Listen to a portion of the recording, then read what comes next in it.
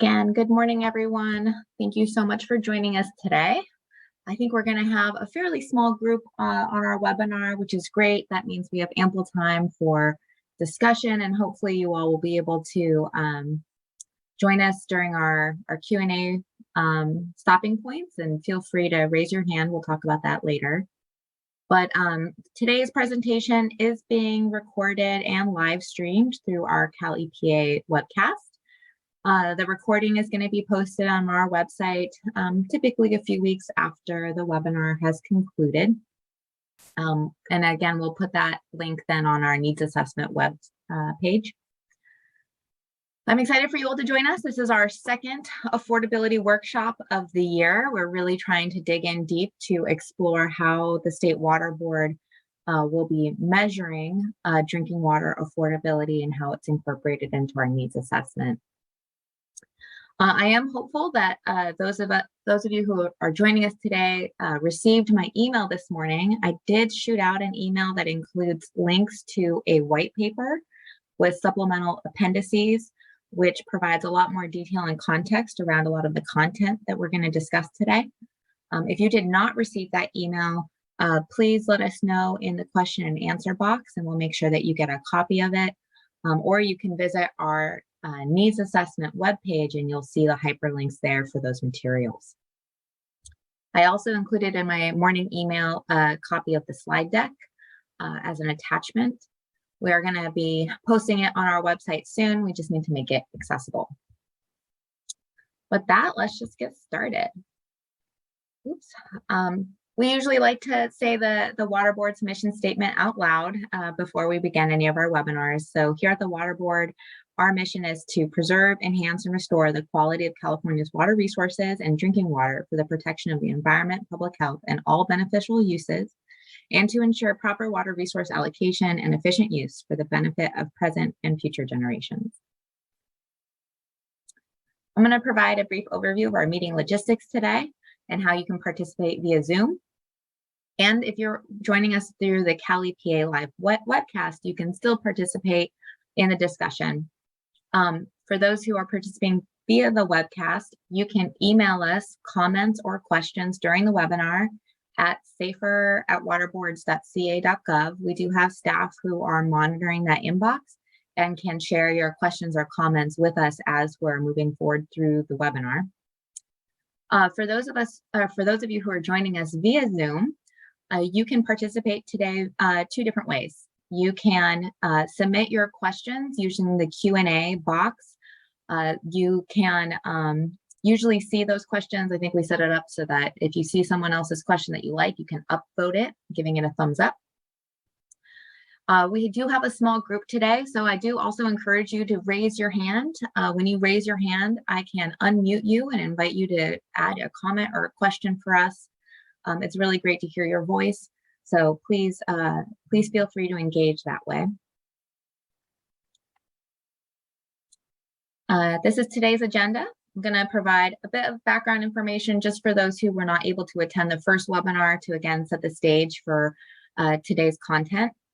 We're going to talk about step 1 and step 2 of how we assess affordability currently in the needs assessment and some of our recommendations and ideas for moving forward. Step 1 is how we determine disadvantaged communities, and step 2 is how we identify disadvantaged communities that may be experiencing affordability challenges.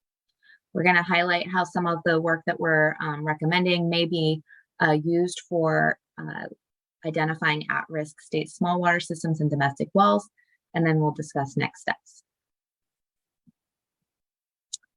All right, I'm going to provide a brief background on the topic that we're discussing today, and then I'm going to turn things over to my colleague Kamal, who's been working with us over in OWIHA on the development of the recommendations that we're going to present today. So excited to co-host today.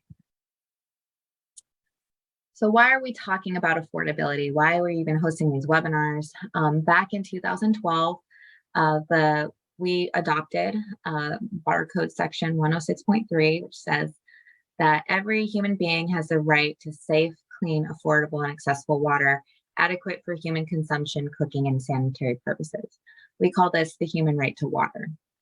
And you'll see there the word affordable is highlighted because it's a really core component of what we're trying to achieve here under the at the State Water Board, but also within the SAFER program. Why do we care about measuring affordability? Affordability, as many of you know, impacts a lot of important decision making at very different levels of government, and obviously it impacts households. So at the state and federal level, we often use measures of affordability to determine funding eligibilities, which communities may be eligible for grant versus loans. We sometimes use these measures to help with the prioritization for access and for technical assistance and other programs that we have. And then we also use MHI determination, affordability metrics to help us, at least the Water Board, with determining who might be eligible for a fee waiver. At the water system level, affordability is important because it oftentimes impacts rate setting decisions. When a community is struggling to pay their bills, it will impact the financial capacity of a water system.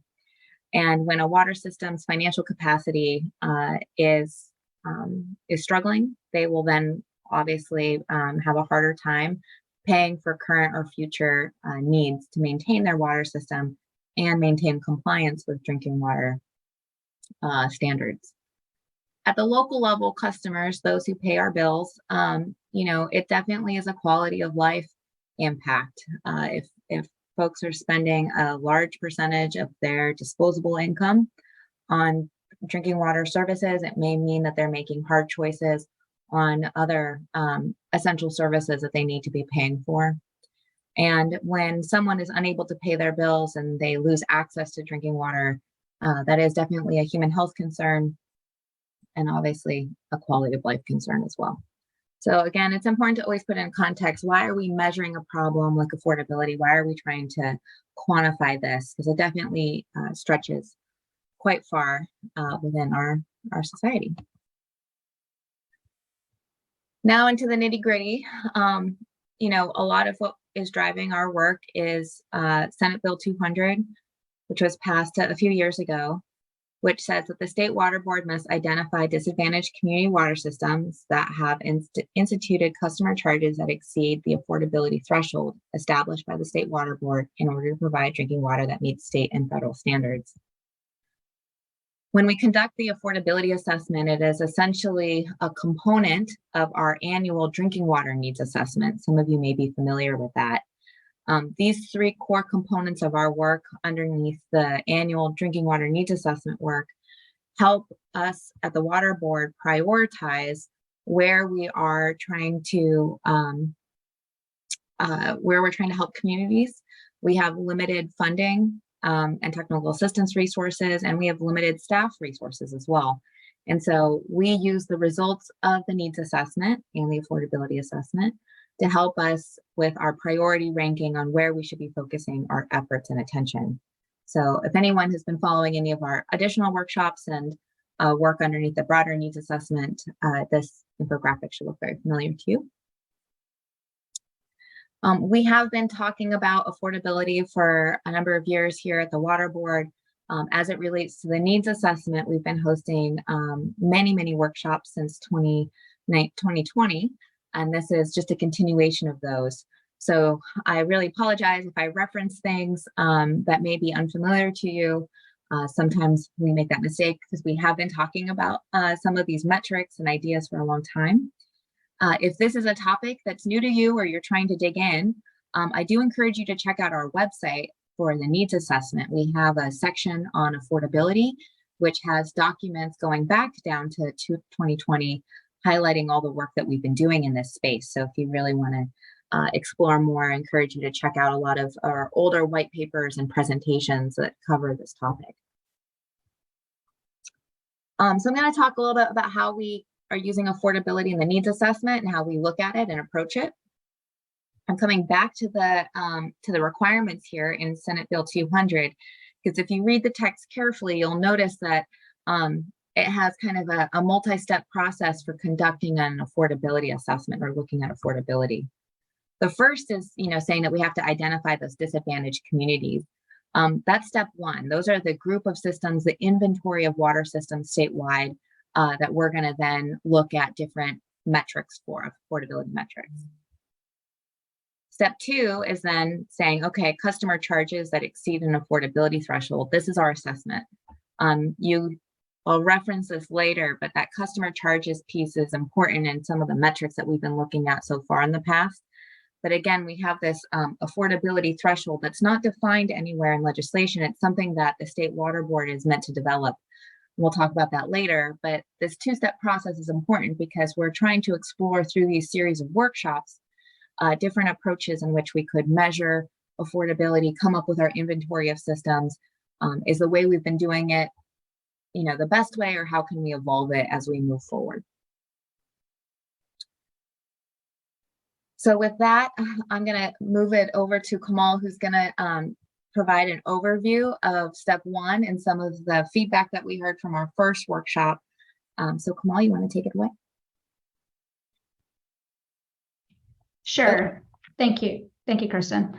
Yeah, so first, I'll present to you what the current DAC determination methodology is, and then what our recommendation is for moving forward.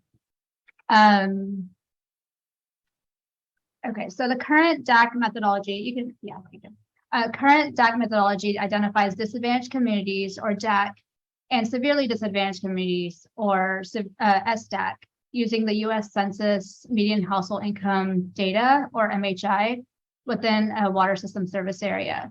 So water system is identified as a DAC if its MHI is less than 80% of the statewide MHI, and a water system is identified as a SDAC if its MHI is less than 60% of the statewide MHI.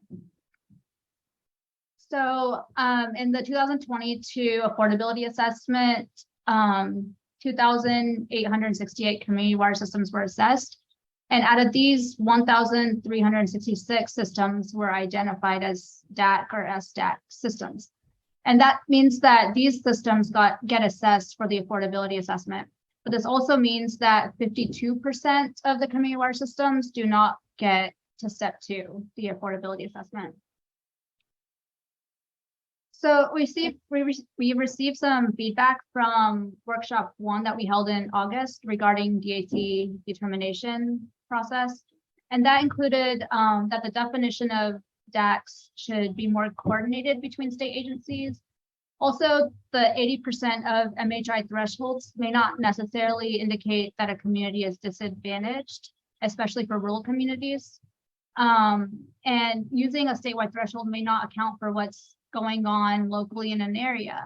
Like, for example, if there are retirement communities in an area, the area may seem to be disadvantaged, but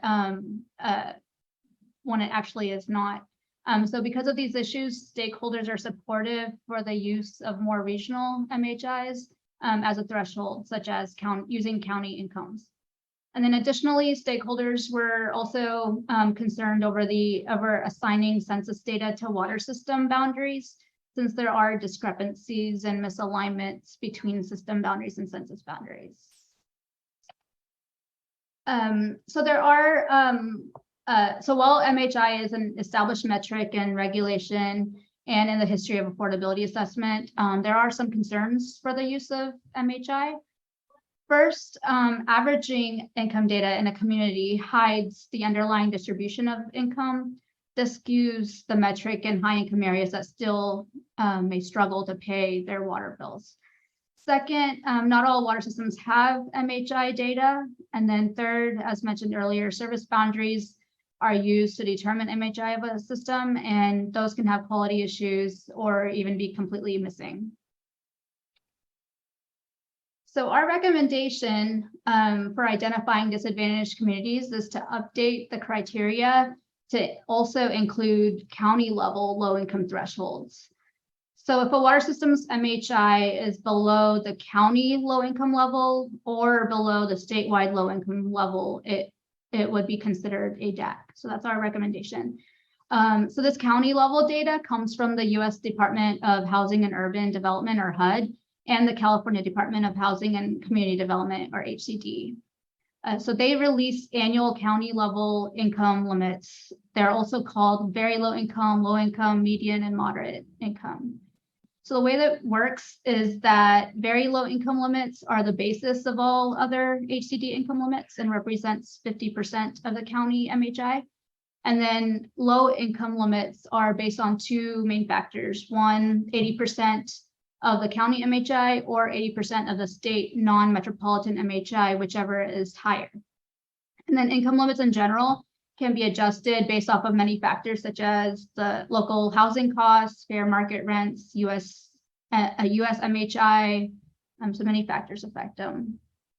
So regarding usage, these income limits, which are revised by HCD annually, are used for affordable housing eligibility and also affordable housing costs in California. And other state organizations also use HCD income limits. For example, the California Air Resources Board, or CARB, also uses what we are recommending here, using the statewide MHI or the county level thresholds for eligibility. And according to AB 1550, CARB prioritizes low-income DACs for climate investments. So this means that a census tract is eligible if they are either below the county low-income threshold or if the tract is below the statewide low-income threshold. So here you can see how this plays out for counties in California. In the purple line, that's the California statewide MHI. The 80% of the statewide MHI is the solid orange line, and that's currently $62,938. And the points on the graph are the county MHI thresholds. So you see here that many counties highlighted in the green area have higher MHIs than the state MHI. And so in these counties, many of the systems are not considered to be DACs under the current guidelines because their incomes are not below the 80% of the statewide MHI. And in these areas, while the MHIs are higher, the cost of living is also higher. And so by using HCD and county income limits as well as the statewide MHI, this would allow for more systems to be eligible as DACs. So here we show the selection process of whether a system is identified as DAC for the recommended proposal. So here you can see that if a water system's MHI is below 80% of the statewide MHI or below the HCD low income level, it would be a DAC community. If a water system's MHI is below 60% of the statewide MHI or below the HCD very low income level, it would be an SDAC system. And if it's above the 80% of the statewide MHI or above the above the HCD low income level, it's not considered a disadvantaged community. And so, for example, here we have system A, which let's say it's in Napa County. The system's MHI is $65,357. That is below, that's above the 80% of the statewide MHI. And so because of that, in the current method, it is not considered to be a disadvantaged community. However, it's below the HCD low income level, which is the Napa County low income level. And because it's below that in the recommended method, it would be considered to be a DAC community. So we ran the recommended method for the current water systems in the assessment, and 321 systems get added as DACs and would continue on to step 2 of the affordability assessment. And I do want to mention that if we only use the HCD income limits, then about 111 systems get removed. And so it just highlights the importance of using both criteria, the statewide MHI and the county level income thresholds.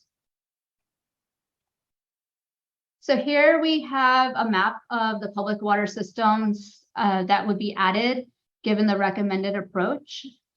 In the blue here, and these are the water systems that are DACs according to the current method. And in orange, you see the water systems that would be added if we adopted the recommended methodology. And so a lot of these added water systems are in coastal areas, high income, where like those coastal areas where cost of living is higher. You'll see even in the Central Coast over here, you'll see some added water systems in the coastal area. And then in general, I do want to mention that even some areas of outskirts of Sacramento get added, but you do see a majority of them in the coastal areas. So I'll go ahead and pass it over to Kristen again to run our discussion. Thanks, Kamal. I think before we get into the discussion, it's important for us to remind folks and highlight that we already have at the state level a lot of kind of regulatory and even some cases legislative language that calls out the current definition on how the State Water Board determines disadvantaged communities. So a lot of the ideas that we're presenting here around step one are just ideas. We would need to have a lot of changes happen for us to implement some of them, but we wanted to demonstrate with numbers and with graphs where we might see some additional systems picked up as DAC or SDAC if we were to move forward with this approach. So just want to keep that in mind as we move forward into the discussion phase. So we are looking for your feedback on this. We got some great recommendations from workshop 1, which is why we ran the numbers the way that we did for this workshop. But curious to see if anyone has any, what do you think of identifying systems this way? Do you have any additional criteria? Do you have thoughts about how we could even modify the recommendation that we presented just now? We were looking at existing thresholds used by other agencies for these new approaches. Do you have any ideas around alternative thresholds that we would maybe want to consider, or are you satisfied with some of the thresholds that were in here? I know this was a lot. We also detail a lot of this information in the white paper that's posted on our website and shared with you this morning. Feel free to raise your hand or use the Q&A box. I currently don't see anything in there. Give folks a moment.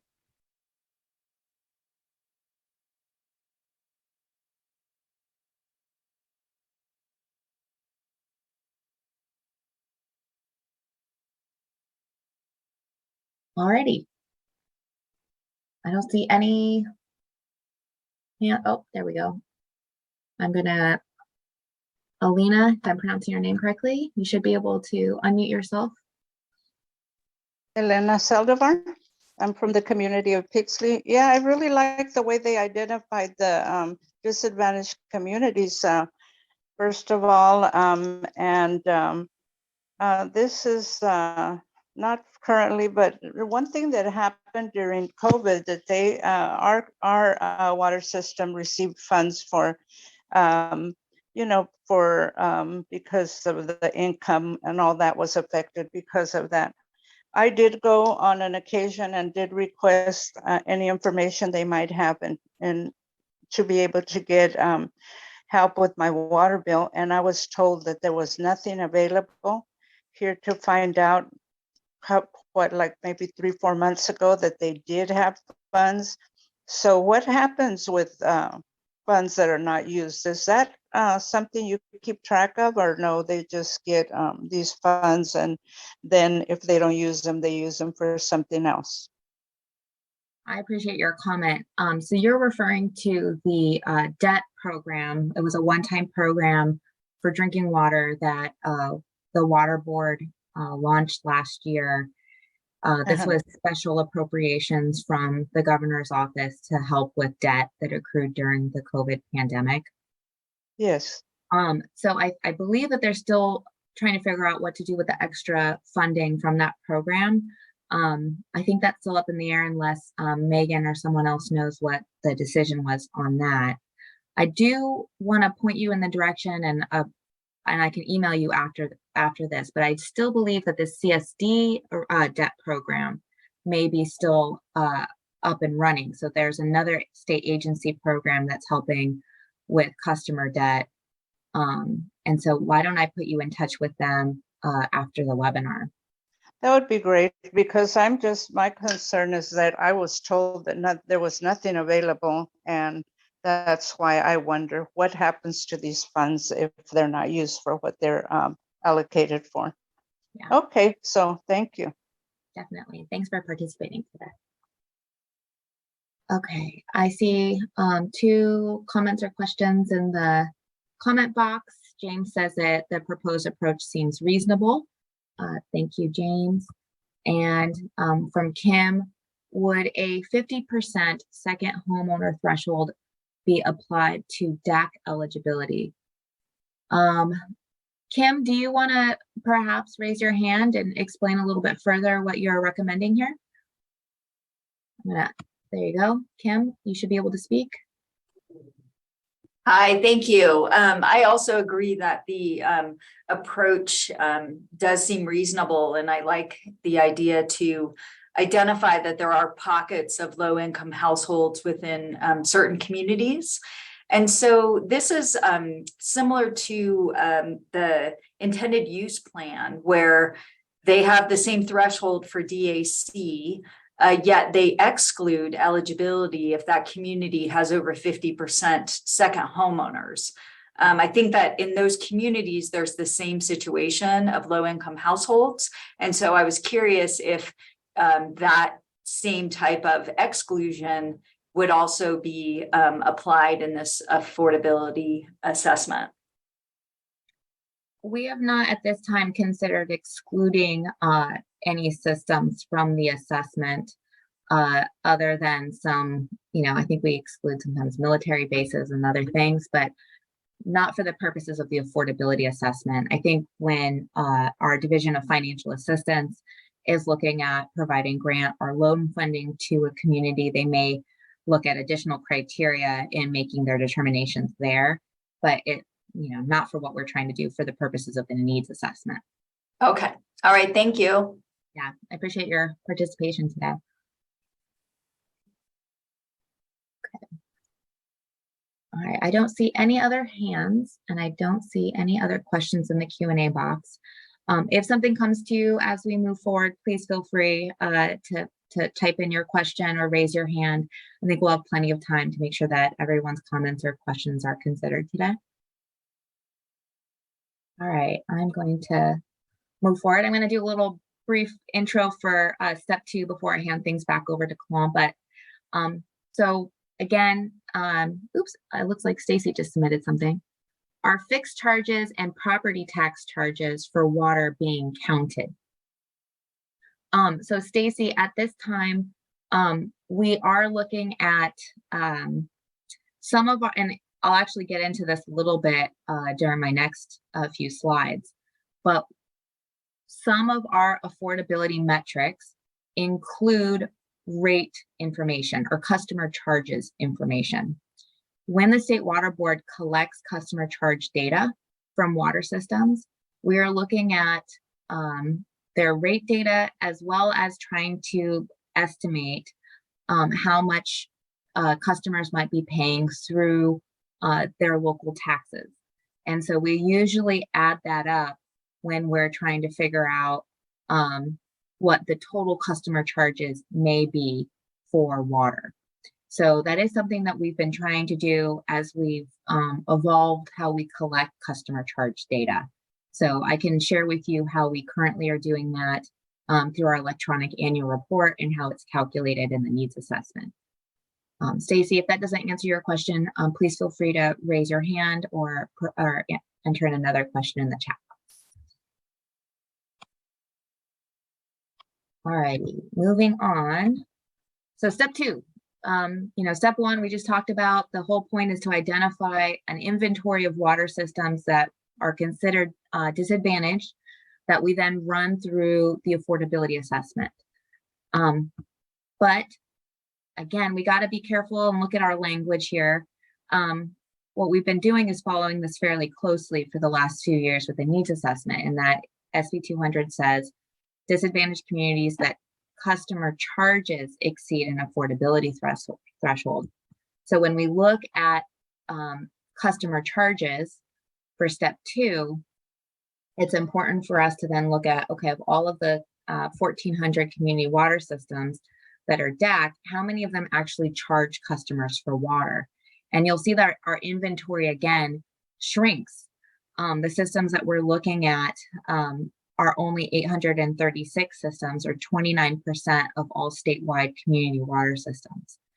I think this is something that a lot of folks were concerned about, especially because, and there were the comment in here around taxes and other forms of charging customers for water that's indirect from not a direct bill, but other forms of revenue generation.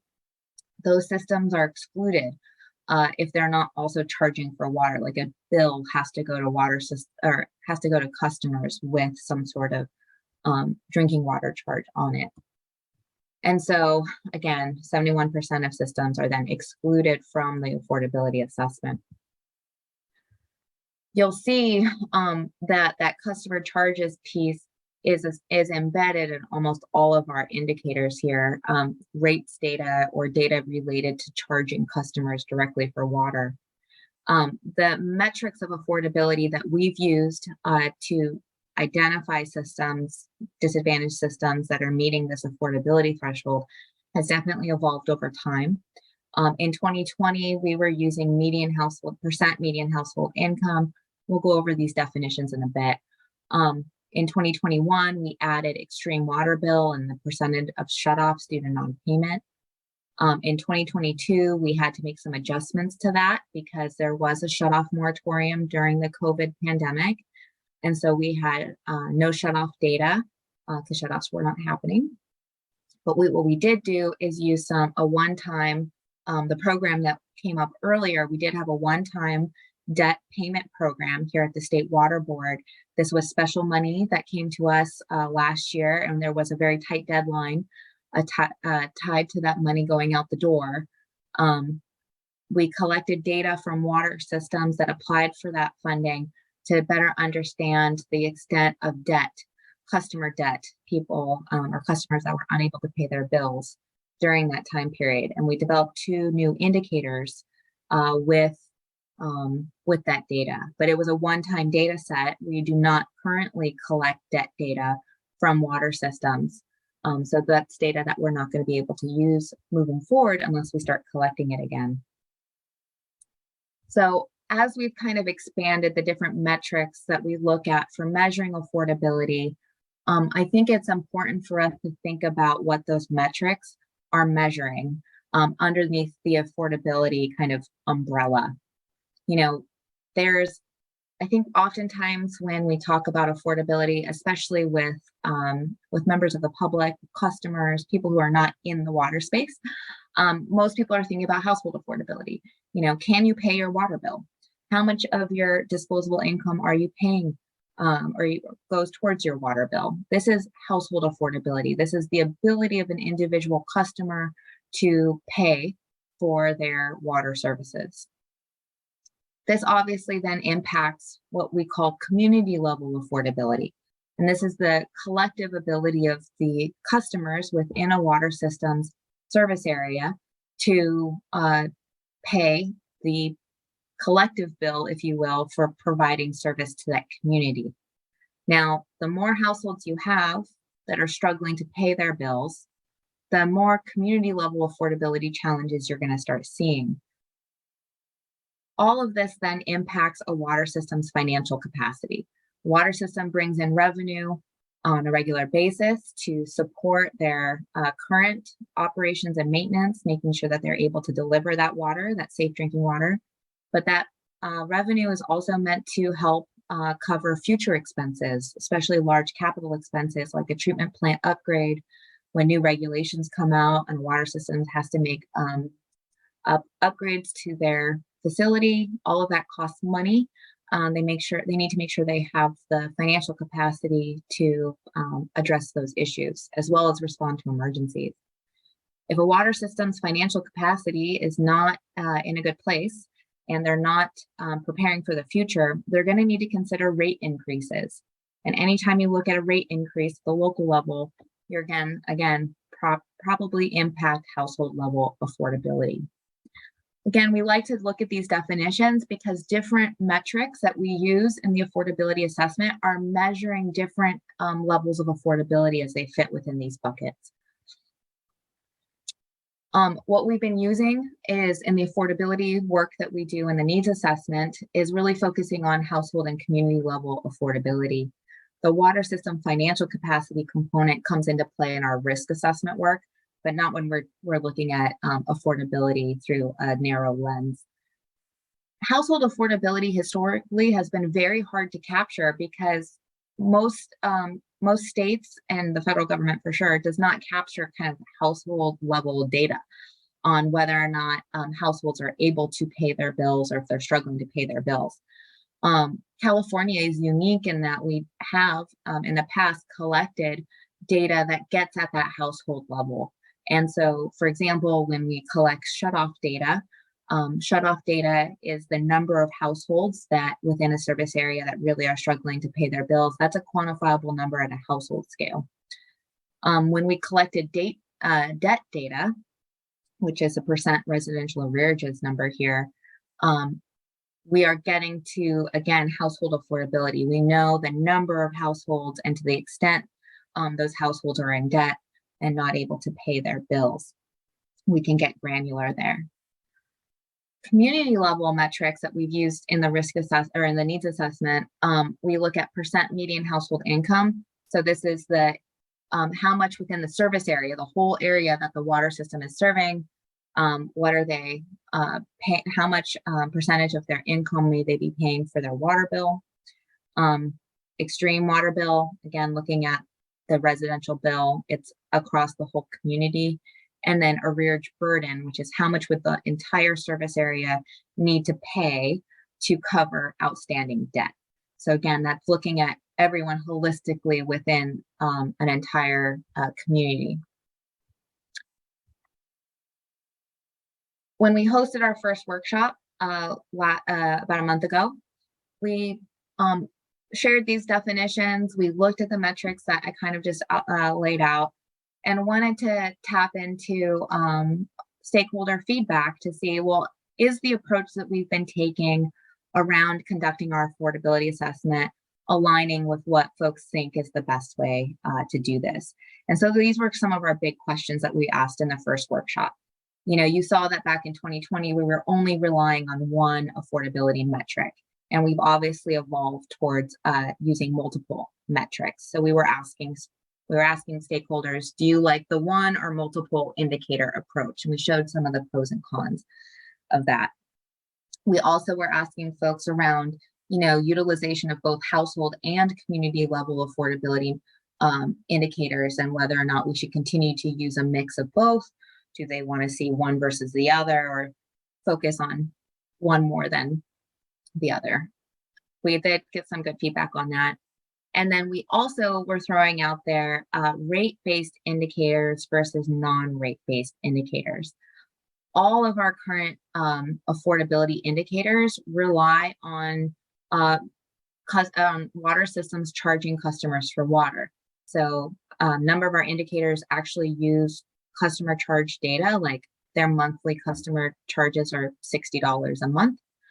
Some of our other indicators are reliant on the fact that customers are being charged. So shut off due to non-payment, there has to be a bill there, or debt data, well, you have to be in debt for not paying a bill. So again, they're all around charges.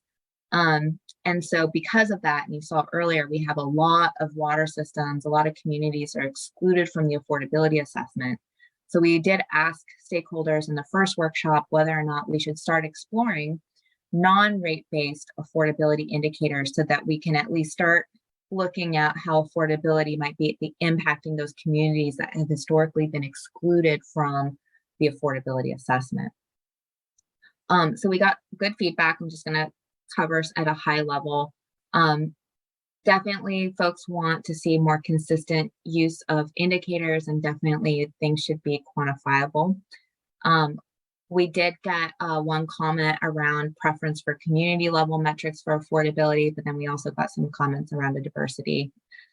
So there was a little torn there. There was some concern about the use of shutoff data. But again, we have heard on the other end that people want us to start collecting shutoff data again and to use that. So that's something we've been trying to balance.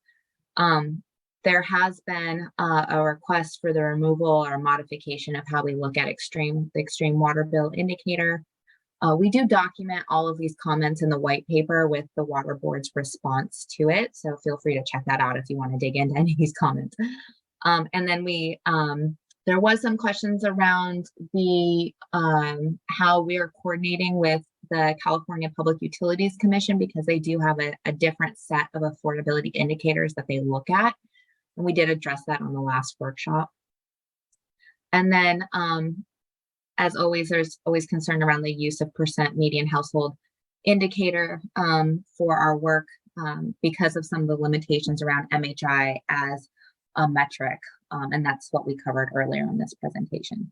So we got some good feedback from folks, and we try to incorporate that into some of the recommendations that we have for moving forward with how we'll evolve step 2 of our analysis. And with that, I'm going to turn things over to Kamal, who's going to talk about how we looked at some of the affordability indicators that have been recommended to us, even going back to 2020, because we did have a lot of indicators that came out of our first round of workshops on our needs assessment work. So Kamal, you want to hop Sure. back in? Yeah, thank you, Kristen. Okay, so as Kristen was saying, we followed a process to reevaluate the affordability indicators, and we started off with the affordability indicators that they were evaluated back in 2020, as Kristen was saying, and then from there we focused on indicators of socioeconomic vulnerability, and that was for 2 reasons. For one, there were some limitations of using only rate-based indicators. And so these are indicators that are based on charging for water. And then that'll just be discussed in a little bit. But and then secondly, we wanted to explore indicators that could be a little bit more consistent across community water systems, state small water systems, and domestic wells. And then lastly, we looked at some cost-based affordability indicators for state small water systems and domestic wells for future exploration. And so we ended up with 35 indicators that were evaluated using a set of criteria. Some of those criteria include, looking at cost differences, or making sure that the indicators evaluate cost differences and varying levels of income across California. Making sure that the indicator represents low-income families, making sure that they represent a useful geographic scale. So if we had to choose between county and census tract, we would choose census tract. We wanted the indicators to be easy to explain. We also wanted them to have ample data coverage, quality, and availability. And then, as Kristen was saying earlier, a suite of indicators that represent both household level and community level would be a good goal for us. So more details about these indicators are in our white paper, and in supplemental appendices, there's a full list of indicators that we evaluated there. So this is the history of affordability indicators, very similar to what Kristen was showing earlier. This includes 2023. So in 2022, again, percent median household income and extreme water bill, they were both in 2022. The percent shutoffs was removed because of the shutoff moratorium, and percent of residential arrearages and residential arrearage burden were included in 2022. But if you go to the next slide, we can zoom into 2023. So what we recommend for the 2023 affordability assessment, well, we recommend to continue using percent MHI and extreme water bill. And that's because these indicators provide a direct measurement of affordability risk. And that's why we believe that they should continue to be included. And percent of residential arrearages and residential arrearage burden were part of the 2021 drinking water arrearage payment program, and that ended in June 2021. So arrearage data and shutoff data are not currently being collected, but in the future, we do recommend collecting this data in the electronic reporting annual report. And so we recommend adding both poverty and housing burden as the socioeconomic indicators, because the combination, we believe, would account for low-income communities and varying levels of income and housing cost burden across California. So now I'll go through each of the four 2023 recommended indicators. You guys have seen this one before, extreme water bill. Extreme water bill measures a system's residential customer charges for 6 HCF compared to the statewide average. It identifies communities that are paying much higher rates. It utilizes the thresholds 150% at a minimum and 200% at a maximum of the statewide average drinking water customer charges. So this indicator does identify systems that are charging high rates, but it does not account for the ability to pay necessarily. So for example, if a system charges a high rate, it doesn't mean that the customer base cannot pay for it necessarily. And if a system charges a low rate, it doesn't necessarily mean that the customer base can afford it. So next, we discuss percent median household income. So this indicator, again, you've seen it before. This indicator measures the annual system-wide average residential water bill for 600 cubic feet per month relative to the annual median household income within a water system service area. It utilizes the thresholds 1.5% at a minimum and 2.5% at a maximum. So although percent MHI data is available for most water systems and it's an established metric for affordability, as I mentioned before, the use of average income data skews the metric in high income service areas where communities are struggling to pay their water bills. Additionally, there are other limitations of percent MHI. So as Kristen was mentioning earlier, many water systems do not charge their customers for water services.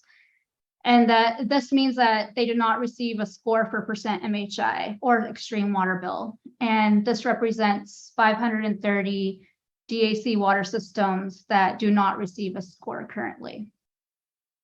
Secondly, within the boundaries of a water system, poverty rates can vary significantly. So here you see the city of Anaheim public utilities. You can see how much poverty rates can vary between the neighborhoods. Therefore, a percent MHI may not adequately reflect affordability in these lower income neighborhoods, since percent MHI utilizes the median income of a water system. And then lastly, here's a graph that compares MHI. You'll see that on the y-axis and poverty on the x-axis among block groups in Los Angeles region. The blue highlighted area that you see there, that shows all the block groups within a large range of percent poverty, and they all have very similar MHIs. So using MHI alone does not necessarily capture the prevalence of households in poverty across in a community. All right, so here's the next few slides are the two recommended socioeconomic indicators that we propose to add in the 2023 affordability assessment. So this one's housing burden. So this indicator, also called housing burden low income households, is calculated as a percent of households in a census tract that are both low income. So that means that they're making less than 80% of the HUD adjusted median family income. And they're also severely burdened by housing costs. So that means that they're paying greater than 50% of their income to housing costs. This data is available from the HUD Comprehensive Housing Affordability Strategy, or CHADS data. And because this indicator incorporates housing and rent costs and considers low-income households, it really does reflect households that are struggling to pay. It also reflects variation in cost of living across California. I also want to mention that housing burden is used in CalEnviro Screen as one of the socioeconomic indicators and has been vetted by the public and stakeholders. The main con about this indicator is that it is at the census tract scale versus, poverty is at the block group level. So it's just the main con. All right, so this is a map of housing burden for public water systems. This is just one example of scoring the indicator. More options for scoring will be discussed and presented in workshop 3. But here you do see that mostly coastal urban areas get higher scores. There are plenty of rural areas that also have housing burden issues. You see in San Joaquin Valley, you can see some higher scores, but yeah, majority of urban coastal areas do get higher scores for housing burden. Then the next slide, yeah. So here's an example of how housing burden can be applied to areas served by state small water systems and domestic wells. And this has been done at the 1 by 1 mile section, which is the scale used for the aquifer risk map. So the next indicator is poverty. This is the poverty prevalence indicator. This indicator measures the percentage of a population that lives at or below 200% of the federal poverty level. This measurement indicates the degree to which relative poverty is prevalent in a community. So this data is available by the US Census American Community Survey. And this indicator, or using 200% of the federal poverty level, is commonly used in California because of higher incomes and cost of living in California. And it also accounts for poor low-income communities, which is definitely an advantage of this indicator. The main con would be that it does not account for housing or other regional cost differences. And so here's the map of poverty for public water systems. And again, using the same example approach of assigning percentile scores, you can see a lot of rural areas or outskirts of the LA area, Coachella Valley score higher. So you can see that a lot of low income areas are scoring high. And again, scoring options will be discussed in more detail in workshop 3. And then here again, we see how poverty can be applied to areas served by state small water systems and domestic wells at the section level. And so next, we wanted to present to you guys some options, or 2 options to include housing burden and poverty in the affordability assessment. So the first option would be to combine the 2 socioeconomic metrics into one indicator. And so that would look like percent MHI, extreme water bill, and a combined poverty and housing burden indicator. And then the second option would be to treat them separately. So you'd have percent MHI as an indicator, extreme water bill, poverty as a separate indicator, and housing burden as a separate indicator. And our recommendation would be to combine poverty and housing burden indicators into one component. And this would allow the rate-based indicators, percent MHI and extreme water bill. These are more directly related to the water systems. It would allow these to contribute greater to the final score. And so here are maps of an example method in combining poverty and housing burden indicators. Percentile scores for each indicator were averaged and then re-ranked to assign an overall percentile score. So here, areas that have high percentage of poverty, low income, but high cost of living are scoring high, as we would expect.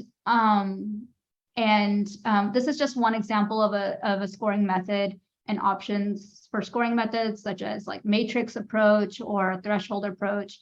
All these will be discussed in workshop 3. And we hope to also share an online map that the public can explore as well. And so lastly, this is just the same thing for state small water systems and domestic wells. These are 2 ways that you can combine housing burden and poverty. On the left here shows a combination of the percentile scores, and on the right you see a more matrix approach where you can combine or add the scores into bins, and that creates the overall score. And again, these will be discussed more in the future workshop. All right, so I'll pass it over to Kristen again for the discussion on step 2. Thanks, Kamal. What we didn't include here in the presentation, but we do have in the white paper is some additional recommendations on where we'd like to move forward with the affordability assessment and some of these metrics. Public feedback that we got during workshop 1 and a bunch of previous workshops, even from 2020 to 2021, was to try to include percent shutoffs and debt data in future iterations of the affordability assessment. Because the State Water Board is not currently collecting those data points, we cannot include them in the 2023 assessment. So we did focus today's PowerPoint slides on what we can do for the next iteration of our work, but just be aware that we are looking to start collecting additional data around shutoffs and debt in order to incorporate that into future iterations of the affordability assessment and the needs assessment. That is detailed in the white paper, and if anyone has any comments or ideas I'd like to share on that, please feel free to use the time now. We are going to try to discuss some of these questions on the screen here. I'm going to read them out loud for you. Again, if anyone's joining us via the Cali PA webcast, please feel free to send us an email to our safer@waterboards.ca.gov email address. We do have staff who are monitoring that inbox. Some feedback discussion points here. Do the proposed community socioeconomic indicators contribute to a better understanding of drinking water affordability for public water systems and those that are served by state, small, and domestic well communities? Do you think it is valuable to utilize similar affordability metrics for both public water systems as well as our state, small, and domestic well communities? And how should some of these community socioeconomic indicators be used to establish the new affordability threshold? While you're considering these questions, I'm going to address something that came in through the Q&A box. Stacy was asking around Senate Bill 222, which was passed by the California legislature a few weeks ago, but is on the desk waiting for the governor to decide whether or not he will sign or veto it. SB 222 would establish a new customer assistance program within the State Water Board. However, there is no funding tied to that legislation. It would just be the establishment of a program, but no funding. We do not know whether or not the governor intends on signing it. We've not heard anything, unless someone else on the call has this morning. And I think, Stacy, the question she was asking is whether and if this bill was to be signed and if funding then appropriated to it, will the SAFER fund be financing this? And again, I don't think we're close to making decisions around that. I think there would be need for additional appropriations in order to effectively fund that program.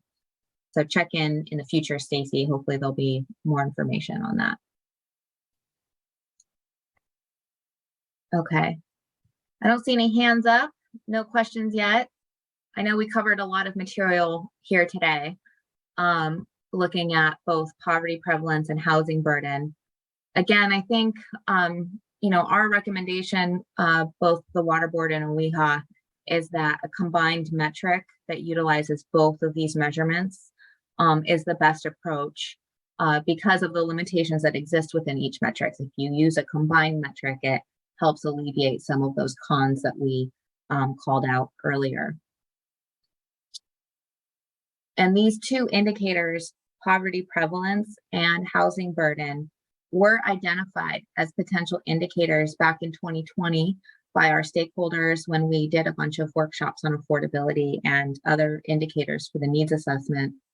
These two indicators were actually recommended and has been adopted by US EPA and how they look at affordability and the financial capacity of water systems. And so it kind of aligns with where a lot of other states and the federal government are leaning when it comes to measuring affordability. I don't see any hands raised or comments. Oh, here we go. Rami, hi. I'm gonna unmute you. You should be able to speak now. Oh, hi, Kristen. Good morning. Good morning. Rami Kalon here from California Water Service. Question. On these socioeconomic indicators, this is something that would be the responsibility of the state board and OEHA to populate in the reporting that's done in the EAR. This responsibility doesn't fall to the water utilities. Is that correct? That's correct. The data that we use to generate these metrics comes from the federal government and other California agencies. It would not be a data point that we collect from water systems through the EAR. Thank you. All right. James has, for question 1, he says, yes, their approach seems to increase the understanding of household affordability, both for public water systems as well as state small water systems and domestic well communities. He agrees with number 2, and he's still trying to think through question 3. James, I really appreciate your responses through Q&A. Feel free to raise your hand if you'd like to add anything to your comments.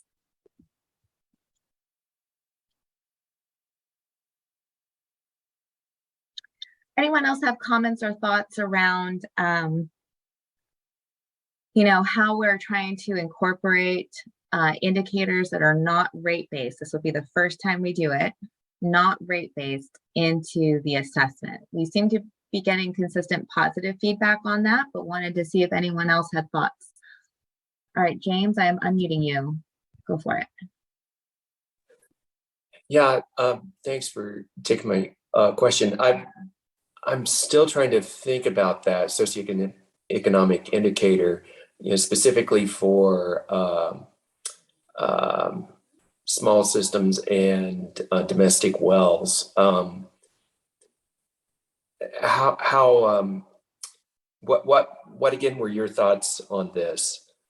I'm sorry, ask a question for a question. That's okay.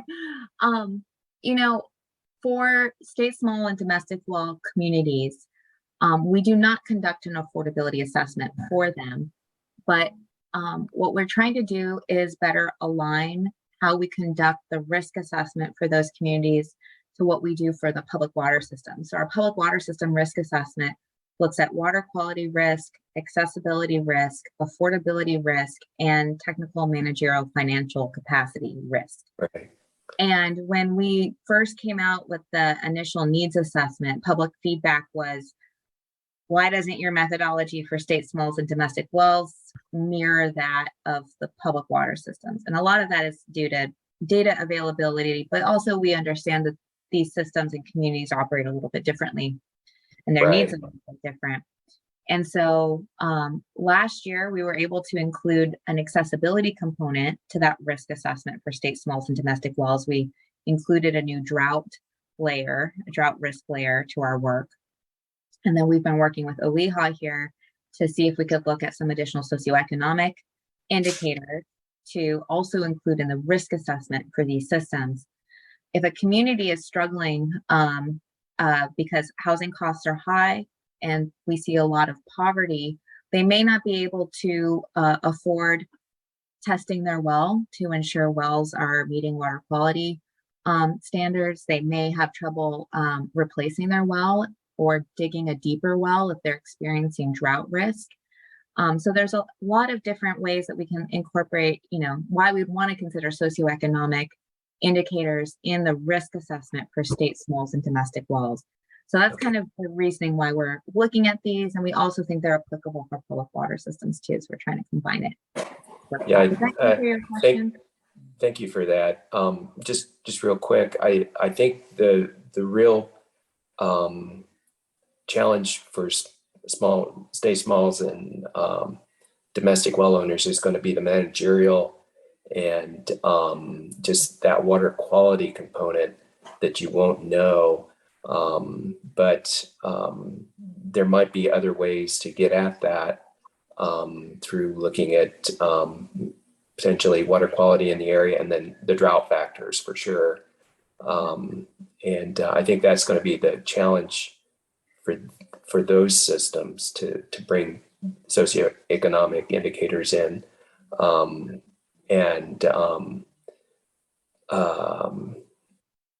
Yeah, yeah, that's going to be a challenge.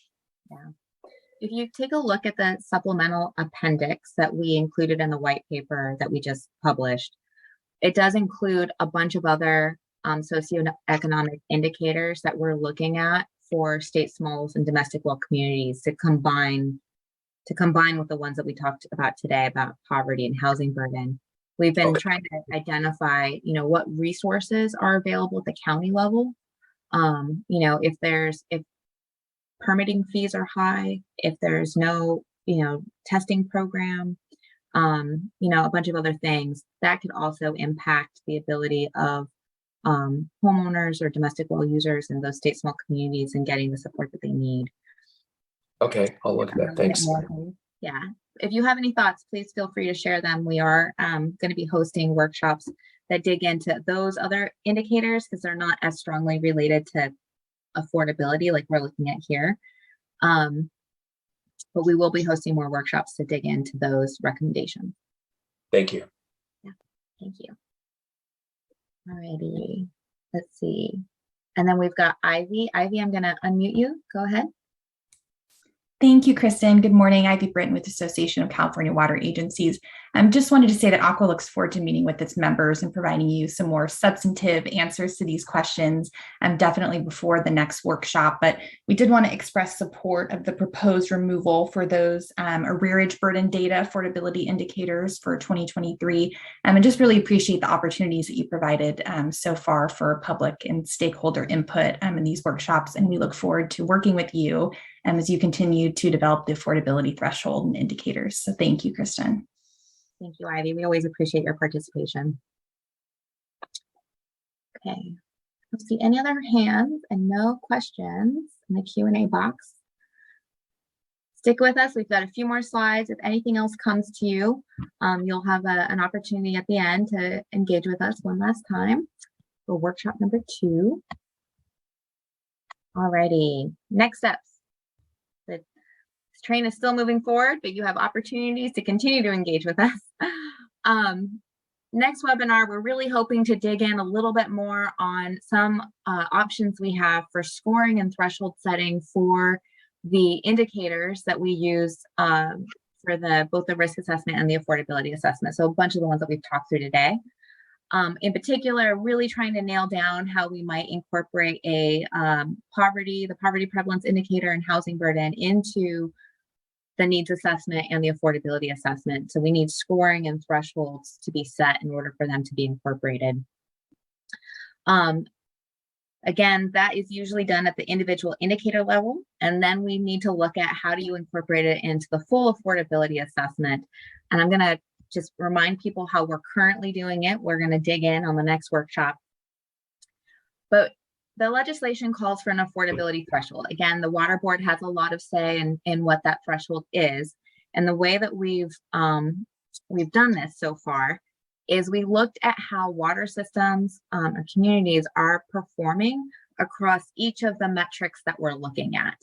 Now, if they are exceeding the minimum affordability thresholds for one of those indicators, no matter how many, right, at this point, we've said it's a low affordability burden. They're performing well in all the other metrics.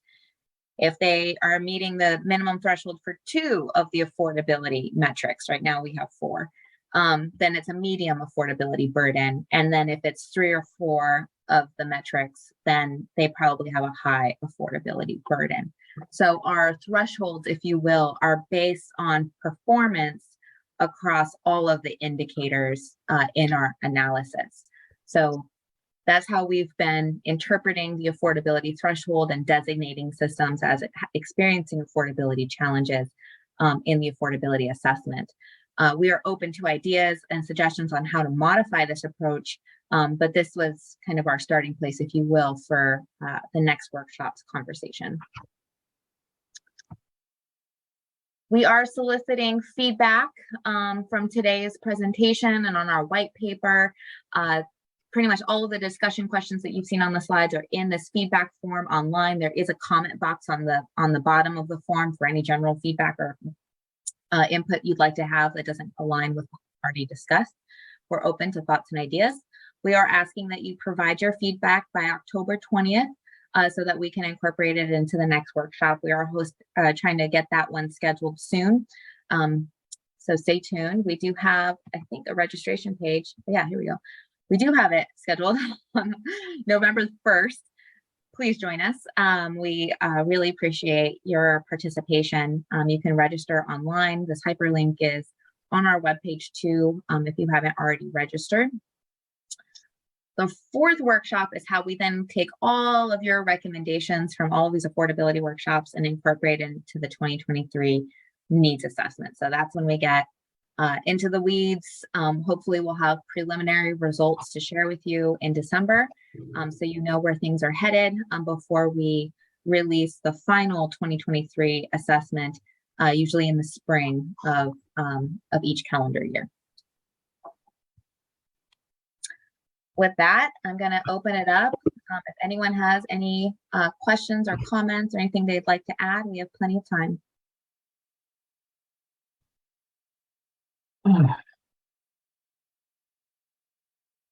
Rami, I think you're unmuted. If you wanted to add anything, you can. Oh, I'm sorry. That's okay. I could add something. Thank you, Kristen.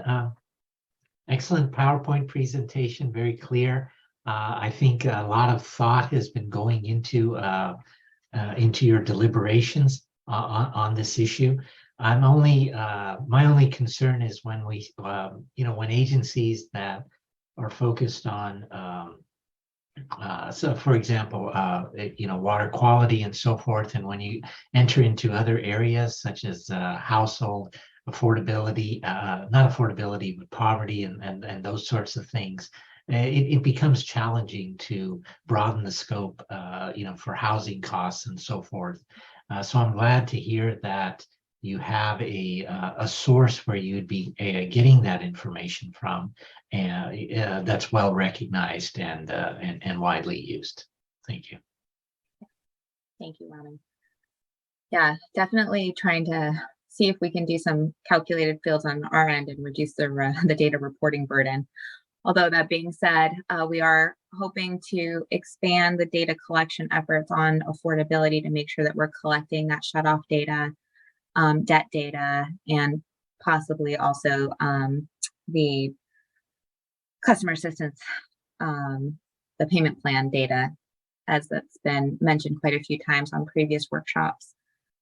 I know that CPUC collects a lot of that information from their regulated systems, and that's something we're looking at to see if we can align perhaps some of the data points that are collected to try to reduce redundant reporting, because we know that takes a lot of effort from water systems in complying with all of these different reporting requirements. One thing I will mention for folks, I didn't include it in the slides here, but if you are an affordability geek and you like talking about affordability related data, you might want to check out, we just saw a press release around it, that the state of New Jersey is going to be requiring all of their public water systems to be submitting to the state a lot more affordability data on a regular basis. They're going to be collecting debt data at the zip code level, as well as shutoff and customer assistance program data. They're collecting a whole bunch of information from water systems. And we're seeing a trend in other states that are starting to do that or think about it as well. So something for folks to consider. I know we've been asked to look at it and to see how it compares to what we've been collecting and what we were thinking about collecting in the near future. Hopefully we'll be able to touch on some of that in future workshops, either here or around the electronic annual report. Not sure if anyone else has seen that or have comments or ideas, but we do have plenty of time if anyone wanted to chime in.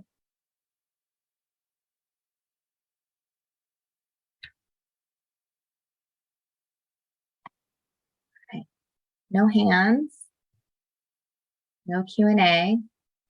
I do want to acknowledge that we did have a number of participants today ask about statewide, state customer assistance programs that support Californians that are struggling to pay their water bills. And, statewide customer assistance programs is something that's been talked about by a lot of different groups. We did experiment, we did have that one-time payment program here at the state. And then there's SB 222, which we're not quite sure where that's going to go. CSD does have an arrearage payment program or a debt payment program. I think it's still operational. I'll try to email Alina, who commented earlier on, see if that's going on. I'll send you that information. But I think it's important to remember, why we want to measure affordability. Not only does it help us in where we're trying to target and identify communities that may be struggling to pay and how it might impact financial capacity of water systems, but it also, this information and data can support important planning and decision makings around future statewide customer assistance programs. Being able to measure a problem and being able to track whether or not a program is helping alleviate or mitigate issues is really important. So how we measure affordability really comes into play there. All right, I don't see any other questions or comments coming in. And I just want to say thank you so much for participating today, especially if you participated in workshop number 1. Thank you for coming back for more. I hope you can sign up for our 3rd workshop. Again, if you have comments or ideas after today, please use the feedback form or shoot us an email. The deadline is in 30 days. Okay, and with that, I'm going to shut things down. Have a wonderful Tuesday. Thank you.